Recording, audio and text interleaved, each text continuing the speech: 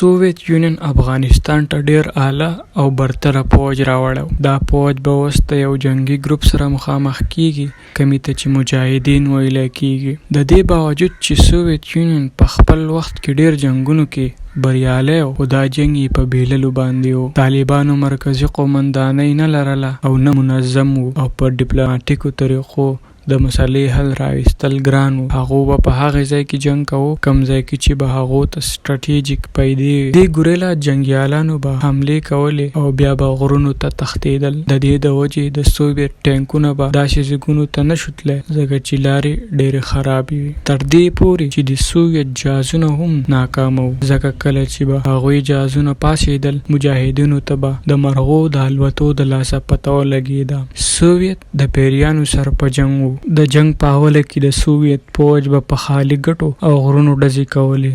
دې د لاسه د سوویت یونین ټولې اسلحې بیکاره وي، سیوا د یو هلیکاپټر نه کم چې د مجاهدینو سره په جنگ کولو کې پوره سر وو. خو بیا هم کله چې امریکای طالبانو له سټینګر انټي ایرکرافټ میزایل ورکړو، نو د سوویت د بیللو سره په مخ شو. د امریکای د سټینګر میزایل قیمت صرف $40,000 وو او د سوویت یونین هلیکاپټر قیمت $10,000,000 وو. نو ډیر زر مجاهدینو به په ورځ کې د سوویت یونین 2-3 هلیکاپټرې راتاوالي. وروسته بیا مجاهدینو د سټینګر الټه د امریکای خلاف استعمالول شروع کړل. په کال 1995 کې سوویت ته پته ولګېده چې زموږ د جنگ په افغانستان کې بې پیدې او بیکاره دی، ځکه چې د مجاهدینو سره جنگ کول وس ډیر ګران وو، او دا وس نور هم ګران وو ځکه چې مجاهدین د عامو خلکو په شان ښکارېدل. مجاهدین صرف زمینداران وو چې په خپلو پټو کې کار کو او عام ژوند به یې تیرو.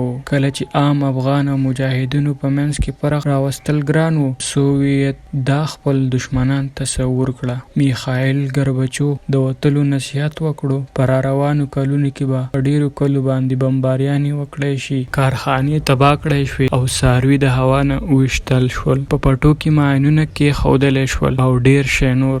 د دې ظالمانه پلان د وجې په اولني کال کې 10 لک افغانان شهیدان شول. د ټولو نه ظالمانه ټیکټیک د ټوی ماین استعمالولو. دا داسې ډیزاین کړی شوي چې ماشومان یې کور ته ویسي. د دې مقصد دا و کمې کورنۍ چې زخمیانې کړی شي هغه به بیا نور جنگ طاقت نه لري. د ټولو نه غټ مقصد یې دا و چې د کلیوالي علاقې خلک ښارونو ته وشړي، کوم چې د سوویت په کنټرول کې وو. د کابل آبادي 3 چنده شوه، خو زیاتره خلک پاکستان او ایران ته ورواوړېده. په دې خلکو کې ډیر ماشومان هم وو. دا واړه یاد ساتئ ځکه چې دا به واپس افغانستان ته راځي. ټولې کورنۍ په جمع لاړې، خو مشران او ځوانان پاتې شول چې د سوویت مقابله وکړي.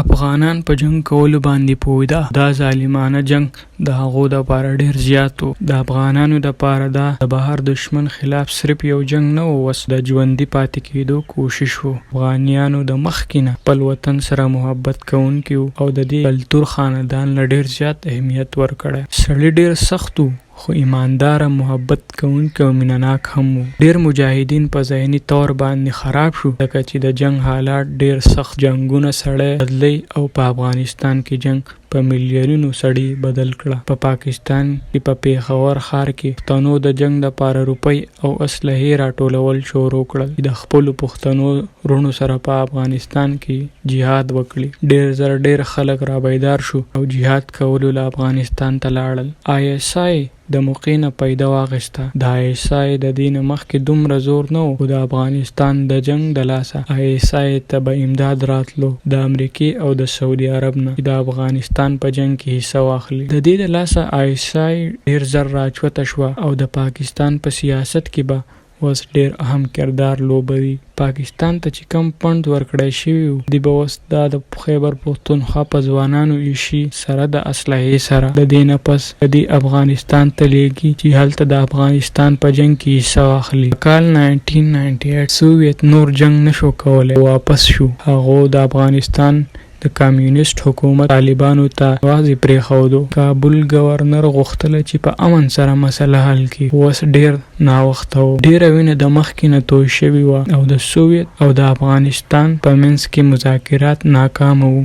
په کال 1922 کې طالبانو په کابل حمله وکړه او د افغانستان کمیونست حکومت یې ونړاوه. طالبان بیا په یو بل کې په جنگ وراله، په کم کې چې کابل ته ډیر نقصان ورسېدو. کوم ماشومان چې د جنگ نه تښتېدلي او یتیمانان شوي وو هغو بل ځای نه و، پاکستان ته یې هجرت کړی. په پاکستان کې به دې ماشومانو ته اوس په مدرسو کې سبقونه ویل کېږي او د دې تعلق د عیسی سره و. د کمې روپۍ چې به د امریکې او د سعودي عرب نه راتلې، دې ماشومانو ته اوس په دې مدرسو کې جهاد وښودلی شو او دا ماشومان بیا افغانستان ته ولېږل شول. دې له طالب نوم ورکړی شو. طالب د عربۍ ژبې لفظ دی، کومې معنی چې دا زده کوونکی. د طالبانو نوی مشر ملا عمر طاقت کې راغی او کومو طالبانو چې په یو بل کې جنگ کوو هغه یې رایوځای کړل. د غلو لاسونه کټ کړی شول، بدکاران ځوړند کړی شول او نورو سزاګانې هم ورکړی شوې. په دې وخت کې افغانانو ته داسې ښکارېده چې طالبان به په افغانستان کې امن راولي. په کندهار کې چې څه وشو،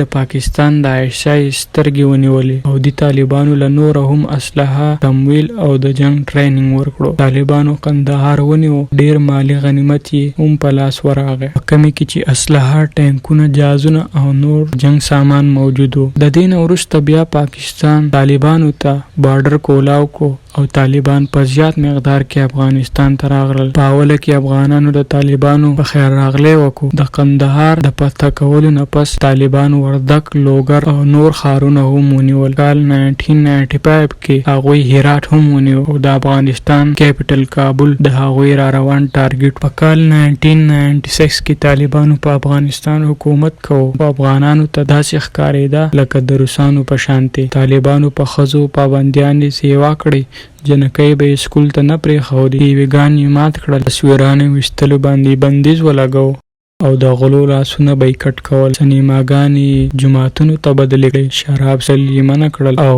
غیر اسلامي رواجونه یې ختم کړل. په سړو ګیرې پرېښودل لازم شو. وایټ هاوس د طالبانو په دې کار غور ونه کړو او طالبان د پاکستان د لاس نه وتلي. په کال 1998 کې د افغانستان القاعده جهادي ګروپ د امریکې خلاف د جهاد اعلان وکړو. د امریکې سترګې اوس په پاکستان باندې وي چې هلته دی په پاکستان کې حالت قابو کې، خو طالبان د مخکې نه د پاکستان د قابو نه وتلي وو. د طالبانو پښتون قومیت د پاکستان سیمایي سالمیت ته نقصان ورسو او عیسی ته د دې مداخلت د مخکې نه پته وه. د عیسی کمې درجې والا ایجنټانو طالبانو سره ډیر وخت کار کړی او د هغې مضبوط ملګري وو. خو څنګه چې د پاکستان سره مینه کوونکي وو داسې طالبانو ته وفادار وو. پاکستان ته ډیر زر پته ولګېده چې دوی یو لوی طاقت جوړ کړی او اسلام آباد د طالب خلاف نشو کولی، ځکه چې کم کته درجې والا عیسی ایجنټانو هغوی به د اسلام آباد خبره نه مني. د دې د لاسه طالبان خپلواک شو او په دوی باندې اوس د چا څه زور نه و. وخت چې طالبانو څه غوښتل هغه یې کولی شول. د هغو خلاف چې به څوک راپاڅېدل طالبانو به ډېره په اسانه د منځ نه وړل.